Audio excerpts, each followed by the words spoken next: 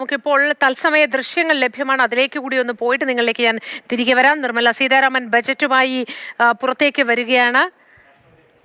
രാഷ്ട്രപതിയെ കാണാനായി വാഹനത്തിൽ കയറുന്ന തത്സമയ ദൃശ്യങ്ങളാണ് കാണുന്നത്. നേരത്തെ ധനമന്ത്രാലയത്തിലെത്തി അവിടെ ക്യാബിനറ്റ് മീറ്റിംഗിന് ശേഷം ബജറ്റ് അംഗീകരിച്ച ശേഷം അവിടെ നിന്നാണ് ബജറ്റുമായി രാഷ്ട്രപതിയെ കാണാനായി പോകുന്നത്. അനൂപ് ദാസ് വിവരങ്ങളുമായി ചേരുന്നു. അനൂപ്, വിശദാംശങ്ങൾ എന്താണ്? ഇതാ ധനമന്ത്രി ബജറ്റുമായി രാഷ്ട്രപതി ഭവനിലേക്ക് പോകുന്നതിന്റെ ദൃശ്യമാണ് നമ്മൾ തത്സമയം കണ്ടുകൊണ്ടിരിക്കുന്നത്. രാഷ്ട്രപതി ഭവനിലേക്ക് ബജറ്റുമായി ഇറങ്ങിയിരിക്കുന്നു.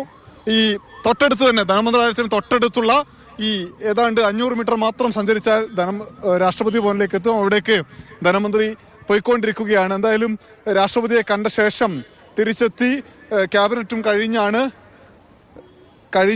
ബജറ്റ് അവതരണത്തിന് വേണ്ടി 11 മണിക്ക് ധനമന്ത്രി എത്തുക. എന്തായാലും നോർത്ത് ബ്ലോക്കിലെ ധനമന്ത്രാലയത്തിലെത്തി അവിടെ ഉദ്യോഗസ്ഥരുമായി സംസാരിച്ച ശേഷം ഉദ്യോഗസ്ഥർക്കൊപ്പം പുറത്തേക്ക് ഇറങ്ങിയ ധനമന്ത്രി നിർമ്മല സീതാരാമൻ ബജറ്റ് ഉയർത്തി കാണിച്ചിരുന്നു. ഒരു ചുവന്ന പെട്ടിക്കുള്ളിലുള്ള ബജറ്റ് ഉയർത്തി കാണിച്ചു. ചിരിയോടുകൂടി കാറിൽ കയറി രാഷ്ട്രപതി ഭവനിലേക്ക് പോയിരിക്കുകയാണ്. രാഷ്ട്രപതിയെ കണ്ട് ബജറ്റ് രാഷ്ട്രപതിക്ക് മുന്നിൽ വെച്ച ശേഷം തിരികെ എത്തി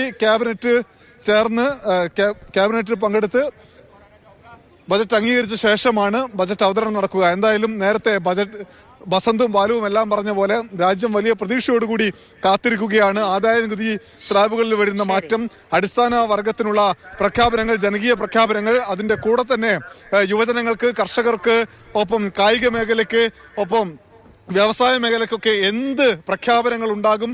കേരളത്തിന് 24,000 കോടി രൂപയുടെ പാക്കേജ് ലഭിക്കുമോ? കേരളത്തിൽ വയനാട്ടിലെ ഏതായാലും 11 മണിക്ക് ബജറ്റ് അവതരിപ്പിക്കും. ഇപ്പോഴിതാ ഉദ്യോഗസ്ഥരുമായി രാഷ്ട്രപതിയെ കാണാനായി പോയിരിക്കുന്നു നിർമ്മല സീതാരാമൻ. അതിന്റെ തത്സമയ ദൃശ്യങ്ങളാണ് കണ്ടത്.